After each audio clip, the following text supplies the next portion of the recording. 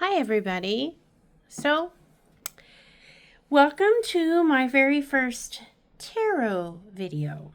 So I wanted to let you know I'm going to do a little reading today. This is actually going to be a reading for the collective. Okay, so take it as you see it. If it's something that resonates with you, fantastic. If it is something that does not, then so be it. And I wanted to let you know we will get started with, I will be using two separate tarot decks, the Heart and Hands Tarot and the Santa Muerte Tarot. And then I will be using two Oracle decks, the Santa Muerte Oracle and the Moonology Oracle deck.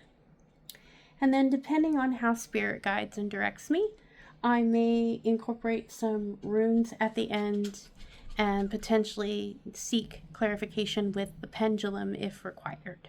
So, without further ado, I am going to go through the process of shuffling, and I will be right back with you. Okay, so I'm back with my shuffle, and what we're going to do is we are going to shuffle through the decks. And I'll show you kind of my process for this. So I operate under a 5-time shuffle. So I will shuffle each deck this way 5 times.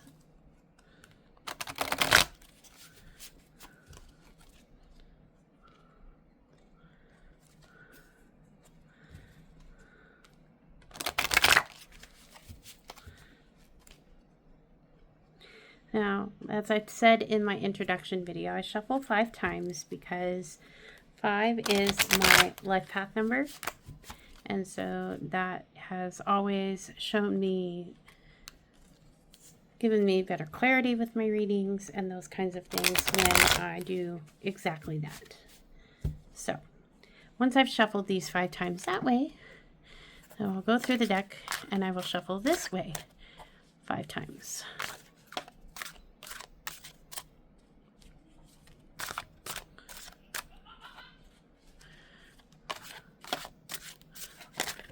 Oh, and when cards pop out like that, I keep them.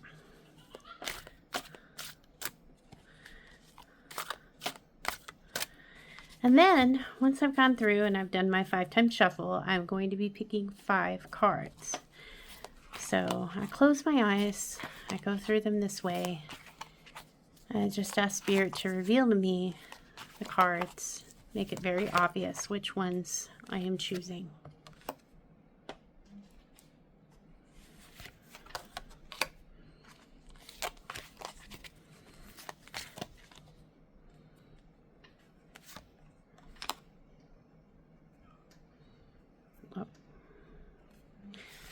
Sticking out.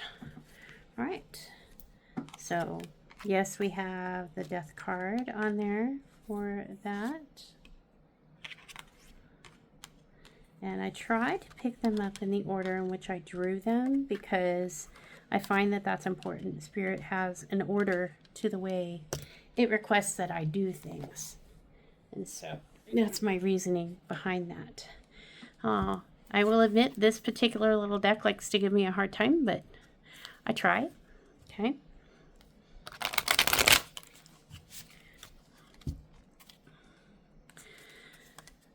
Two.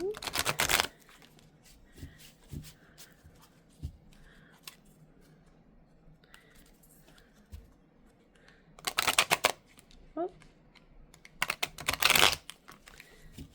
3. Sorry about the bumping of the camera. I don't mean to. I'll have a better setup soon. Just give me a little time.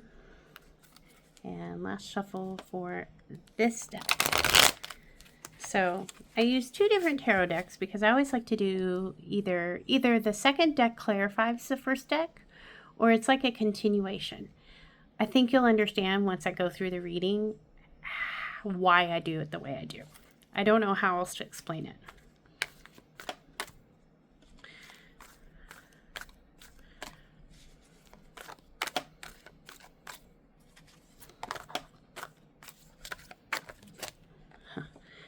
2 this time.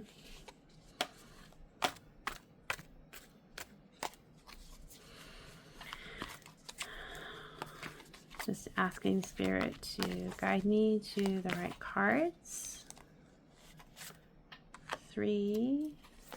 2 more, Spirit. Which cards do you want me to have? 4 and 5. Okay. So we are done with that deck. So we have 1, 2, 3, 4, and 5. Now with the oracle cards, I only need 1 unless for some crazy reason a second one pops out on me. But once again, I do the 5-time shuffle in both directions.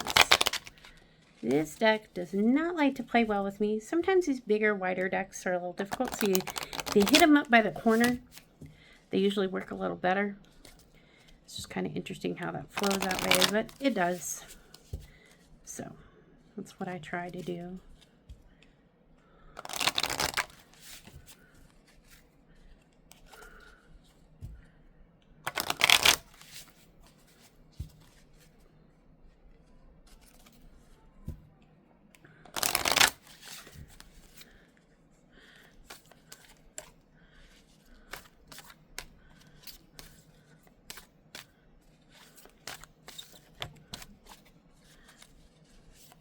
And 5.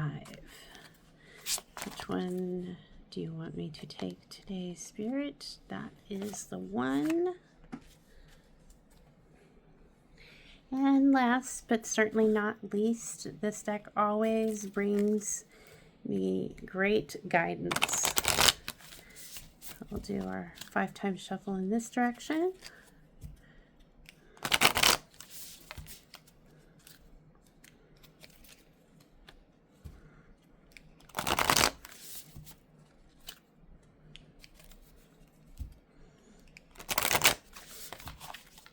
One more. There we go. And 1. Oh, Spirit called that one out to me right away. So we have our oracle cards. We're going to set them off to the top and the side, kind of out of the way of the screen. We're going to move the first tarot deck off to the corner here. And we're going to set out this first tarot set. So our first card is the Death card, the 7 of Wands, the 8 of Pentacles. I'm actually going to move my oracle cards down so they are not out of sight of us. The 10 of Cups and the Princess of Pentacles. So I'm hoping camera can catch all of these. It looks like it has. I'm sorry if my hand got in the way. All right, so let us begin with reading on the Death card. Now, I know a lot of people see the Death card and they're like, ah, that's a scary card. Let me tell you, it is actually not. I actually have a real affinity for this particular card because one of the main things it represents is change. So, let's hear what it has to say. It says, a moth emerges from its cocoon, a skull emblazoned on its back. Its old life is ended, and a new one has begun. Released from its limbo, it leaps from its branch to soar toward the moon on new wings. Everything is impermanent, even death. This card suggests that something important is ending. Now, change can be painful, but it can also bring release. Everything has its season, and the decay of old growth prepares the soil for new future harvests. Even the most annihilating loss can elevate your consciousness and spur you to new heights. Change is not always fun, but change is a constant. Change has to happen. Just think about it. If we walked around living this life and nothing ever changed, it was the same thing day in, day out, all the time, like the movie Groundhog Day. we would be as like bored. It would be awful. It would be, we wouldn't learn anything, and life wouldn't be fun or exciting in any way. That's the beauty of life, of living in this world, is that change is a constant thing, and change doesn't have to be bad. It's all about your personal perspective on it. Now, I'm not going to lie, change can be extremely painful, and I don't imagine that a change that a moth or a butterfly goes through is actually not painful. I can't think that, like, when your body just kind of melts and metamorphoses and whatever it does inside the cocoon, that I can't imagine it isn't painful. But the beauty that emerges afterwards is just amazing. And that's what change can do for people. It can create an environment where everything is brand new and exciting, and there's hope and there's possibility in the brand new. So, definitely not a card to be afraid of. Moving on to the Seven of Wands. So, Wands cards are action types of cards. They're not as aggressive with the action or as quick with the action, so to speak, as a Swords card would be. So let's take a look at what it says about the Seven. So it says, a raised fist thrusts up valiantly from a throng of wands and protest signs. Flames lick through the crowd, and the energy of the fist shakes loose leaves from the wand around it. This card suggests it's time to take a stand. Don't be afraid to speak your mind or defend your position. Opposition can be overcome if you hold your ground and protect what you've gained. The effort may be exhausting, but the struggle is worthwhile. So, this change, whatever it is, it's something you have to fight for. And sometimes that's the case. Sometimes, especially, let's say for instance, you're going back to school, or you want a different kind of job, you want to switch careers. Not everybody in your world is going to want you to change. Because sometimes that change requires that you have to move beyond certain people, beyond certain things. And in this case, I think that's what's happening, is that whatever change is happening, it's going to require you to defend it. You're going to move beyond what it is that the people around you are doing, and it's going to change everything. It's almost like you're going to level up, okay? I say that because of this Pentacle card here. So Pentacle cards have to do with the earthly realm, with money and finances, the things that are tangible in life. So I believe whatever change is happening, you're going to have to fight to make that change happen. You're going to have to fight to keep the change occurring, because whatever change it is a level up. Now, that's without reading the Pentacle card right now, but we'll continue there. So whatever change this is a level up. All right. The Eight of Pentacles. Hands polish a newly finished pentacle as examples of past creations gleam in the background. The work desk below is stacked with blanks waiting to be carved. This card suggests that you've identified and developed the abilities necessary to achieve your goals. Now you must apply them. The repetitive work required to hone a skill, meet a quota, research a project, or launch an enterprise may feel tedious, but it's worth it. This change, this level up, it's going to take work. You're not going to get it handed to you on a silver platter. You're going to have to fight for it. You're going to have to fight for it. You're going to have to work for it. It's going to require that, but it's a level up, my friends. And I say that based upon this card here, which is the Ten of Cups. And I'll explain that a little further. But this level up, whatever it is, you have to work for it. You have to fight for it. People aren't going to want to accept the change that's going to come from you. You're going to be a different person after this. But that person, I promise you, is going to be so worth it when it's all said and done.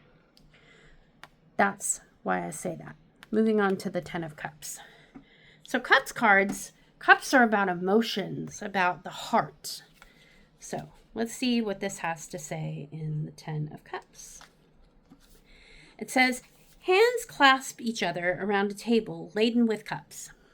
The cups are full and the hands weave around them harmoniously, forming a heart.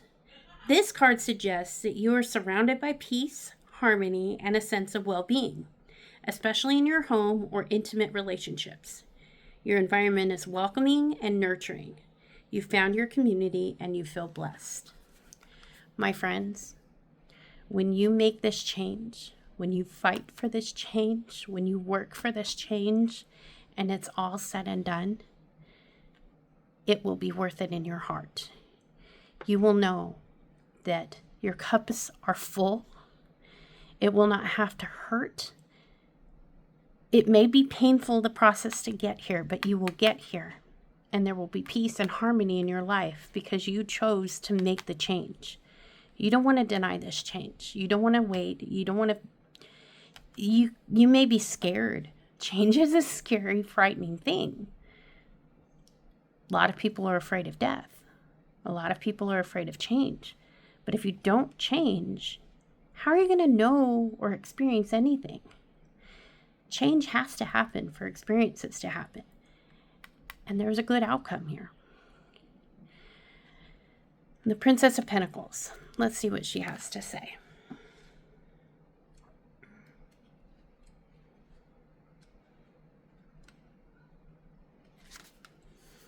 Says, a woman gazes dreamily into the distance, lost in thought. Her hands and ears shine with jewels, and her serpentine hair reflects an earthy, sensual nature. This card may represent someone, usually feminine, who is eager for knowledge and experience, often a student, apprentice, or novice. And this person is devoted to self-cultivation. She is warm, down to earth, and loyal, and her confidence is inspiring. Now, though she has good practical sense, her idealism and naivete may cause errors in judgment.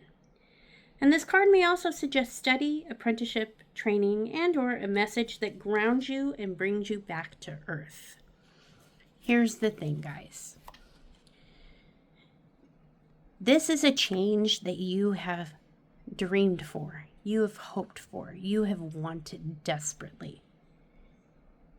And I don't know if you were just afraid, or if life did not afford you the opportunities to make it happen until now. But whatever this change is, whether it's school, new job, new career, stopping work, staying home, any of that, whatever this is, it's going to be beneficial for you, both emotionally and spiritually, and financially, for your earthly good. So earthly good, spiritual good. That's what this change is representing. That's what's going to happen. But you have to fight for the change. It's not going to come to you easy. You got to work for it. Okay? All right. So let's now take a look at our other tarot deck. So, interestingly enough, the Princess and the Page are the exact same card, FYI. So we have the Page of Pentacles. So we have this twice. This is a reminder to you. When something comes up twice in a tarot reading, it is just reiterating it. Like Spirit is trying to tell you, this is what I'm saying. Do not ignore me. The Star card, a beautiful card. Beautiful card.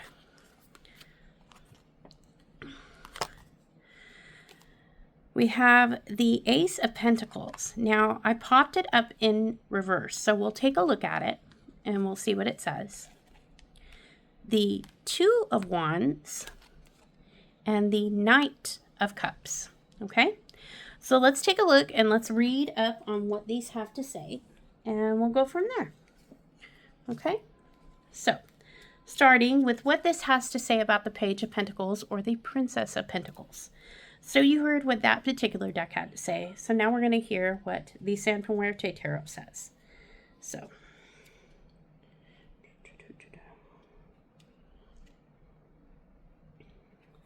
The Page of Pentacles, even though in a phase of maturation, brings an impetus towards a positive, affirming search. And with this initiative, good news and the first, if moderate, earnings. The only risk is that of an excessive lightness, superficiality, and vanity that could bring premature waste and superficial investment. So carefully evaluate. This is the advice of the dead. So what I really love about this particular deck, and I apologize, I dropped some cards. What I love about this particular deck is that it always gives you the advice of the dead. And I feel like that's your spirits, your ancestors speaking to you.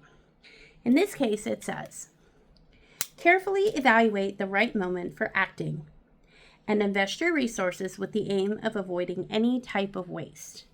So in addition to this change being something that you have to fight for, you have to work for, it's something you have to be careful about, okay? You're going to reap good rewards, but only if you exercise proper caution. You do things the right way.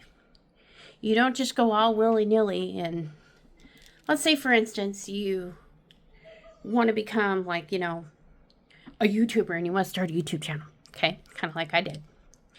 Well, you've got to pay the bills. You've got to make things happen. So you have to remember that in order to do that, you've got to have a way to get that done. So in this case, the change that happens to you, the change that you have to work for, the one that you have to fight for, it's got to be something.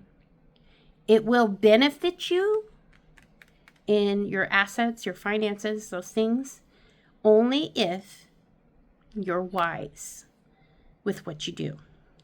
You don't just go about it all willy-nilly without a plan, but you have a plan in place, okay? Plans upon plans upon plans.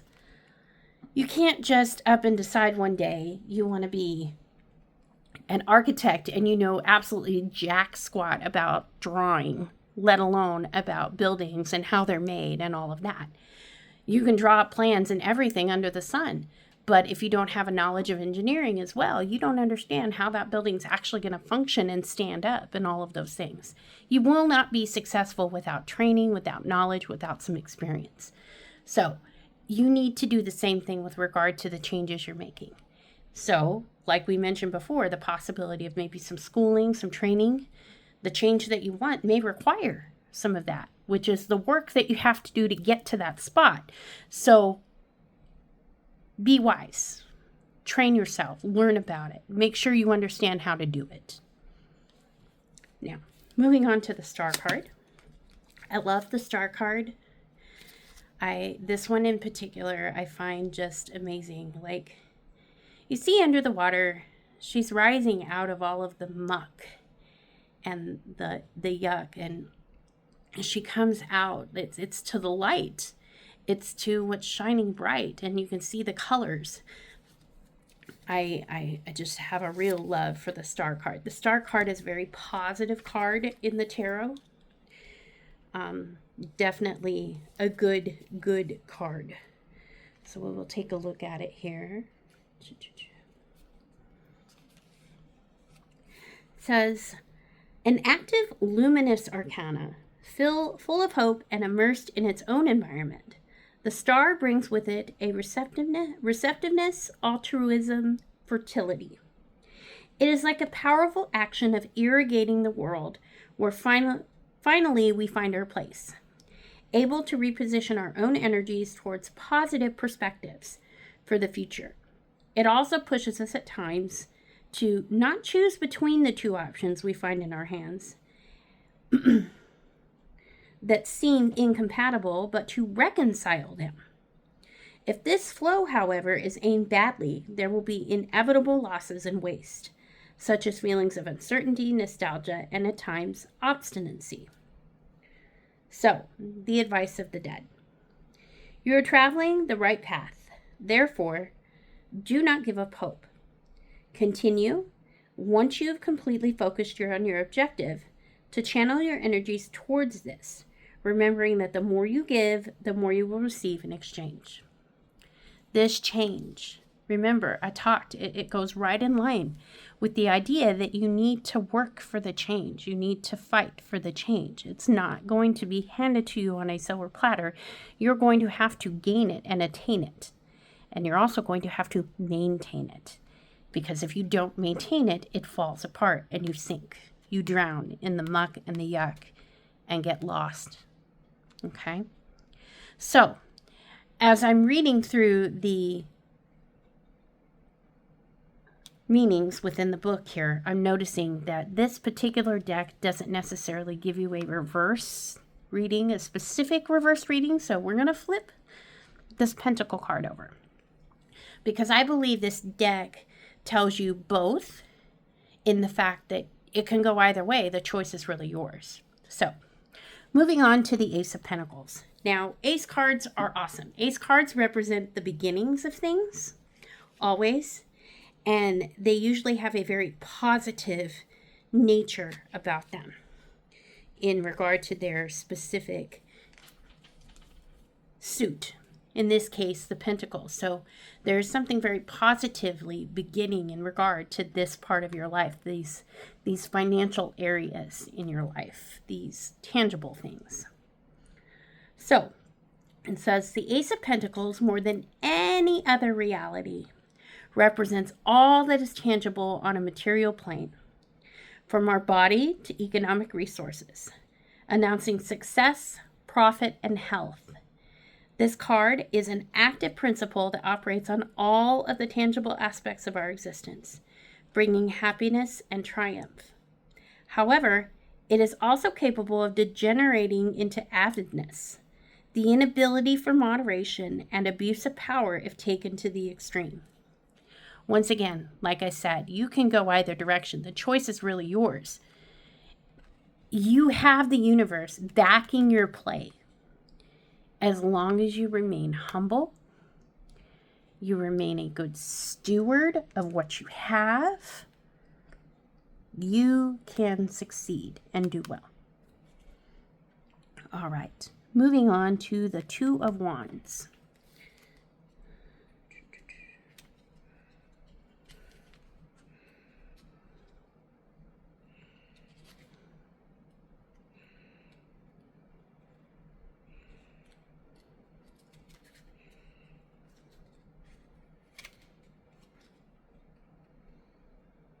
Sorry, I skipped a page. It's giving me a hard time. All right, it says the Two of Wands presents as a complicated arcana, where an accumulation of desires could cause rivalry, causing two opposing forces to arise, such as rebelling against limitations imposed by a third party. This card can bring not only regrets with it, but also radical changes, surprises, and positive unexpected events. The advice of the dead on this one says, evaluate what is the best way in which to act and terminate a situation of conflict and rivalry that makes you restless and unhappy. Remember, I talked about having to fight for the change you need to make. This just reiterates that. People aren't going to want this change for you, but it's necessary for you to grow. It's necessary for you to succeed. And next we have the Knight of Cups.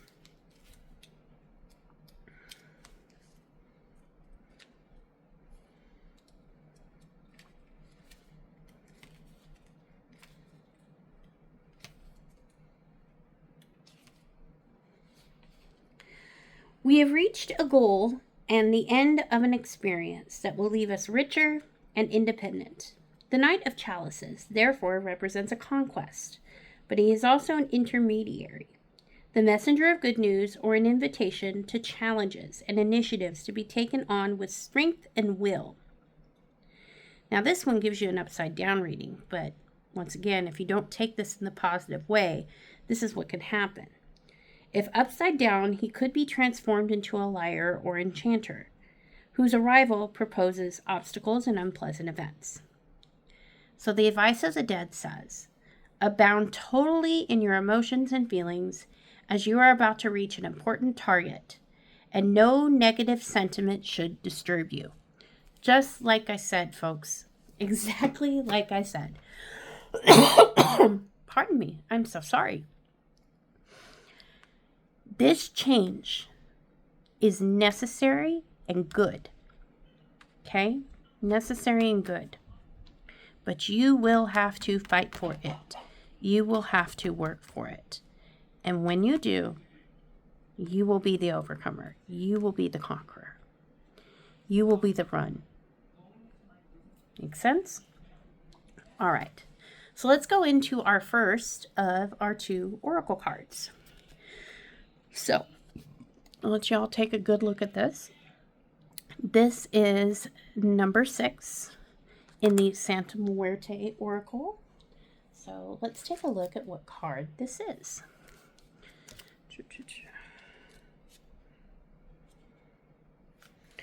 Oh, it says number 6 is order. How about that? This card represents the basic impulse with which all things are organized and organized according to determined principles and structures. Atoms organize themselves into molecules, just as neurons into the nervous system, giving life to that which will become conscious and awareness in living beings. By following this principle, structures begin to differentiate from one another in the primordial soup of chaos, and although they are primitive, they will develop into more evolved and specific phenomena. Learn to organize your ideas, but also to have the courage to abandon them if necessary, to not remain trapped in them. You have ideas. Not only can you not stay within them, you have to make changes, like it says, but even the change that you make has to have some organization to it. You can't just willy-nilly change, like I said. This is something not only are you going to have to fight for, work for, all of that, but you need to heed the fact that it's got to be organized. You've got to have a plan. It's got to be clear. And last but not least, we have don't let your past hold you back. The South Node.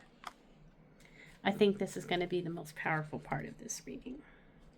So let's take a look at what the South Node has to say. I love the Moonology Oracle. It's one of my favorite decks that I've ever received or ever gotten. I believe I saw somebody using it in a tarot reading, and that's how I came to want to have it, and then picked it up at a store for myself. And it has been a tremendous just blessing and teacher to me ever since I got it. So, don't let your past hold you back. South Node. The South Node, like the North Node, is a karmic point, but it's opposite to the North Node and relates to the past, perhaps even to past lives. So whatever you're going through and whatever you're asking about, there's a chance that age-old programming and conditioning is stopping you from achieving all that you might. Do you feel stuck in something? This card will often come as a sign that the situation or relationship you're asking about it has somehow become suffocating, even toxic. It suggests that someone, you even, needs to be released, and there's some kind of addiction going on or unhealthy attachment that needs to be sorted out. One thing is for sure, when you get this card, you're going to be challenged to make some changes, even if staying where you are feels easier and safer.